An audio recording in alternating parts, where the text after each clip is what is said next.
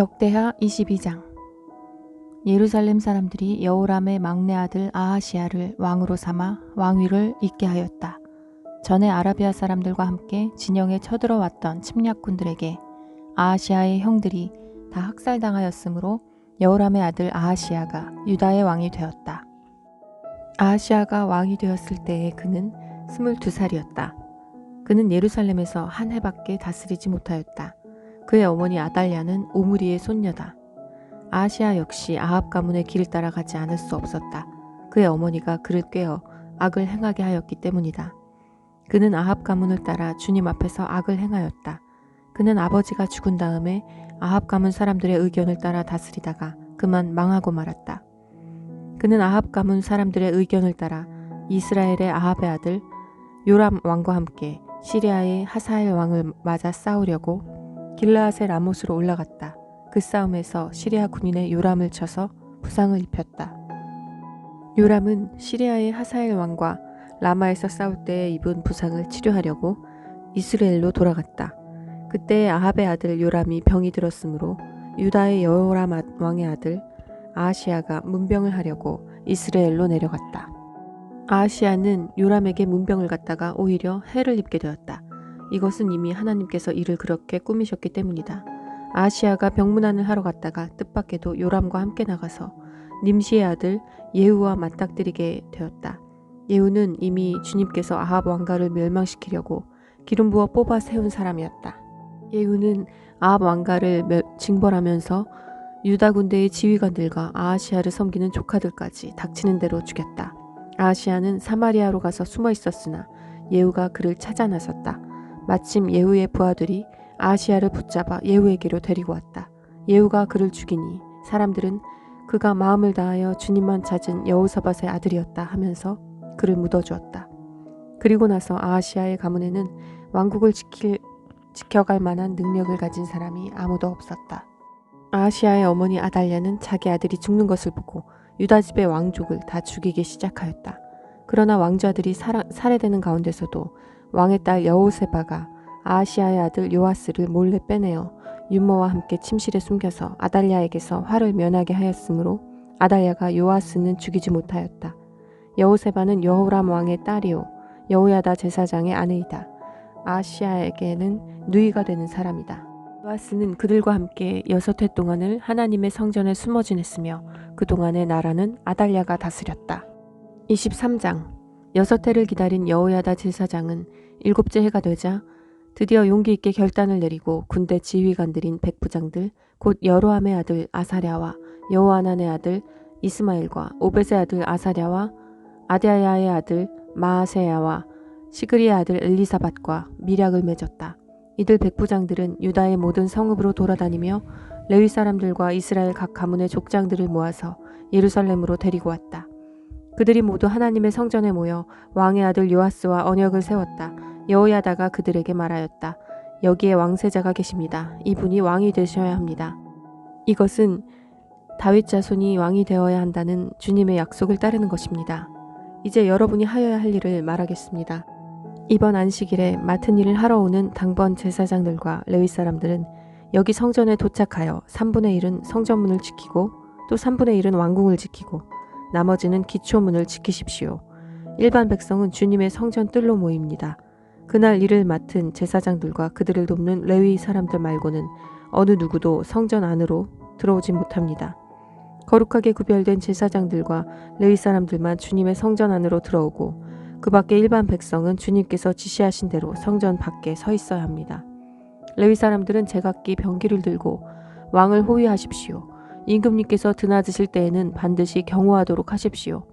그리고 어느 누구라도 이 성전 안으로 들어오려고 하면 모두 죽여야 합니다.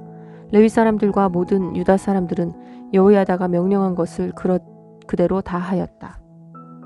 여호야다 제사장이 안식일에 맡은 일을 끝낸 사람들마저 집으로 돌아가지 못하게 붙들어 두었으므로 지휘관들은 안식일 당번인 사람들과 비번인 사람들을 다 데리고 있었다. 여호야다 제사장이 백부장들에게 창과 크고 작은 방패들을 나누어 주었다. 그것들은 다윗 왕의 것으로서 하나님의 성전 안에 간직되어 있던 것들이었다.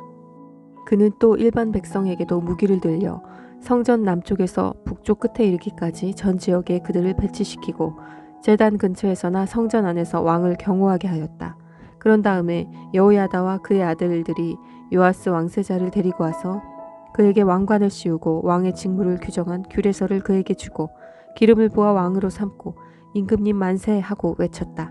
아달랴가 백성들이 뛰어다니며 왕을 찬양하는 소리를 듣고 주님의 성전에 모여있는 백성에게로 가서 보니 왕이 성전 어귀 기둥 곁에 서 있고 관리들과 나팔수들이 왕을 모시고 서 있으며 나라의 모든 백성이 기뻐하며 나팔을 불고 있고 성전 성가대원들이 각종 악기로 찬양을 인도하고 있었다.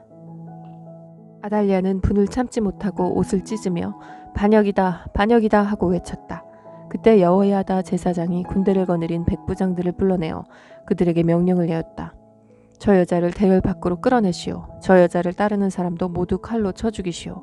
여호야다는 주님의 성전 안에서는 그 여자를 죽이지 말라고 하였다. 그래서 그들은 그 여자를 이끌고 왕궁 마레문 어귀로 들어가 거기에서 그 여자를 처형하였다. 그런 다음에 여호야다는 자신과 백성과 왕이 주님의 백성이 되는 언약을 세웠다. 그렇게 하고 난 다음에 모든 백성이 바알 신전으로 몰려가서 그 신전을 허물고 제단들을 뒤엎고 신상들을 완전히 부수어 버렸다. 또 그들은 거기 제단 앞에서 바알의 맏단 제사장을 죽였다. 여호야다는 주님의 성전을 돌보는 일을 정하여 그것을 레위 사람 제사장들이 관리하도록 맡겼다.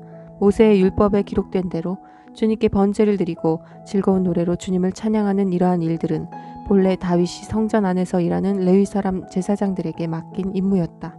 여호야다는 또한 주님의 성전 문마다 문지기를 두어 부정한 사람은 아무도 들어오지 못하게 하였다. 여호야다는 백부장들과 귀족들과 백성의 지도자들과 그 땅의 모든 백성들과 함께 왕을 호위하여 주님의 성전에서 데리고 나와서 윗문을 지나 왕궁으로 가서 왕을 왕자에 앉히니 그 땅의 모든 백성들이 기뻐하였다. 아달랴가 살해된 뒤로 도성은 평온을 되찾았다. 24장 요아스가 왕이 되었을 때 그는 7살이었다. 그는 예루살렘에서 40해 동안 다스렸다. 그의 어머니 시비아는 브엘세바 사람이다. 여호야다 제사장이 살아있는 동안에는 요아스가 주님 보시기에 올바르게 다스렸다. 여호야다는 왕에게 두 아내를 추천하였다. 왕과 그 두 아내 사이에서 아들, 딸들이 태어났다.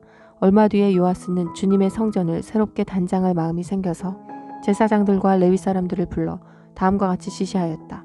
유다의 여러 성읍으로 두루 다니면서 모든 이스라엘 사람들에게서 해마다 돈을 거두어 하나님의 성전을 보수하도록 하시오.